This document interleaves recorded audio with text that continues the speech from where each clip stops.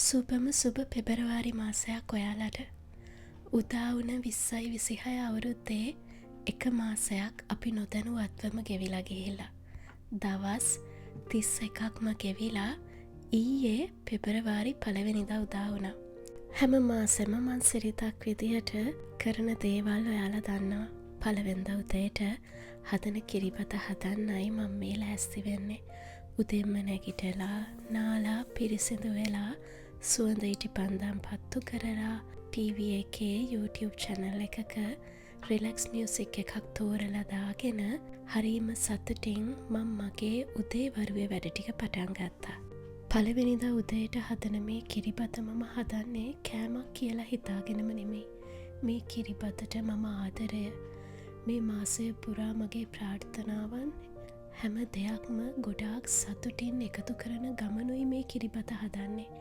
ඒ කිරිබතයි මගේ ගෙදර මගෙත් එක්ක මේ ජීවිතේ බෙදාගන්න සමාජිකයෝ උදේ ආහාරයට අරගන්නේ. ඉතින් ඒක හරි ලස්සන හැඟීමක් නේද? නිකමට හිතන්නකෝ ගෙවුණු මාසය අපි හිතුව විදියට හිතන විදියට සිද්ධ වුණේ නෑ. අපේ වැඩ කටයුතු අපිට හරියට කරගන්න බැරි වුණා කියලා. අන්න ඒ මාසේ ඒ කරගන්න බැරිවෙච්ච දේවල්, ඒ දුක් සංකා ඔක්කොම ඒ මාසෙම ඇතුළේ අතෑරලා දාලා අලුත් මාසේ අලුත් දවසේ මුල් දවසේ අලුතෙන් පටන් ගන්න අපිට ලැබෙන අවස්ථාව මට නම් දැනෙන්නේ ආශ්චර්යයක් විදියට. ඉතින් හැම මාසෙකම පළවෙනිදාට මම අලුතෙන් ඉපදෙනවා වගේ හැඟීමක් තියෙන්නේ. හැමදේම අලුතෙන් කරන්න පුළුවන් සතුටකුයි තියෙන්නේ. මගේ ඇරුණ දේවල් මට පටන් ගන්න පුළුවන් නම් ආයෙම පටන් අරන් ඉවර කරන්න ලොකු ශක්තියක් මගේ හිත තුළ ඇති වෙනවා. ඒ සුබවාදී හැඟීමට මම හදවතින්ම ස්තුතිවන්ත වෙනවා. මාව බලන් ඉන්න අහන් ඉන්න ඔයාලටයි මම මේ දේ ගොඩක් ආදරෙන් කියන්නේ. මේ ජීවිතය ඇතුලේ ඔයත් මාත් අපි වටා ඉන්න මිනිස්සුත් එක වරක් හරි ඊට වැඩි ගාණක් හරි වැරදි කරලා තියෙන බව ඔයා මුලින් පිළිගන්න ඕනේ.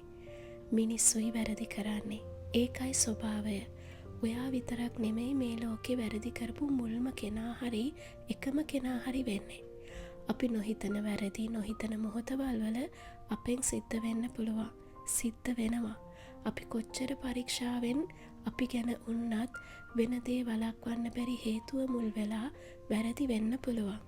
ඒත් අපි තේරුම් ගන්න ඕන එකම එක දෙයක් මං ඔයාට කියන්නම්. වැරද්දක් වුණා. දැන් මගේ ජීවිතේ ඉවරයි කියන තැන නතර නොවි වැරද්දක් වුණා. ඒ වැරද්දෙන් මං ඉගෙන ගත්ත අමතක නොවන පාඩමක්. අන්න ඒකයි මට වැදගත් කියන තැනයි ඔයා ඉන්න ඕන. ආයෙමත් එකම වැරද්ද ඔයාගෙන් නොවෙන්න එතකොටයි. ඔයා කරන කියන දෙයකින් වැරද්දක් වෙයි කියලා නැවත වරක් හිතන්න ඔයාව පොළඹවන්නේ ඔයාගේ වැරදි වලින්ම ඔයා ඉගෙන ගත්තු පාඩමයි. ඔයා ඉගෙන ගන්නේ පාඩමෙන් ඔයාගේ ජීවිතේ අතිසාර්ථක වෙන්න පුළුවන් අවස්ථාව 100% ඇති බව ඔයා තදින්ම විශ්වාස කරන්න ඕනේ. ඔයා හොඳ මනුස්සයෙක්. වැරදි කරන්නෙත් හොඳ මිනිස්සු එයාලගේ නරක කර්මයන් පරිසන්දෙද්දී. ඉතින් මේ කර්මය ඔයා විඳලා ඇති. විඳමින් ඉන්නව ඇති. සමහර විට විඳින්නත් සිද්ධ වේවි. ඒත් ඔයා නතර වෙන්න එපා. අත්දැකීමෙන් ලැබෙන පාඩම ඔයාගේ හිතට ගන්න. මනස නිරවුල් කරගන්න. ඔයාම ඔයාට සමාව දෙන්න.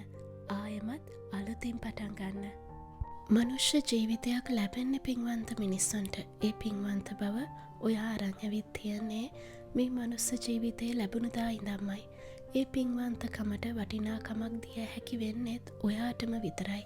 හිතාමතා කරපු හෝ නොහිතා කරපු වැරදි වලින් හෝ දෙන ජීවිත පාඩම අවබෝධ කරගන්න. ඔයාට මේ ජීවිතේ තේරුම් මලං අලුත්ම මනුස්සයෙක් විදියට ගොඩනැගෙන්න හැකි වේවි. ඔයා ශක්තියක් වෙන්න ඕනේ ඔයාටමයි. ඔයා විශ්වාස කරන්න ඕනත් ඔයාවමයි. එතකොටයි ඔයාට මට මෙතනින් ගොඩ එන්න පුළුවන් කියන ඇත්ත වැටහෙන්නේ. මේ සිතිවිලි මම ඔයාලා එක්ක බෙදාගත්තේ ඔයාලා කාටම හරි ප්‍රයෝජනයක් වෙයි කියන දැඩි විශ්වාසකින්. ඉතින් මට විශ්වාසයි එක්කෙනෙක් හරි මම මේ කියපු දේවල් වලින් හොඳ දෙයක් ජීවිතයට අරගනී කියලා. ගොඩාක් ස්තුතියි මාව අහන් හිටියටයි බලන් හිටියටයි මට දෙන ආදරයටයි. ඉක්මනින් මුණ ගැහෙන්න. පරිස්සමෙන් ඉන්න.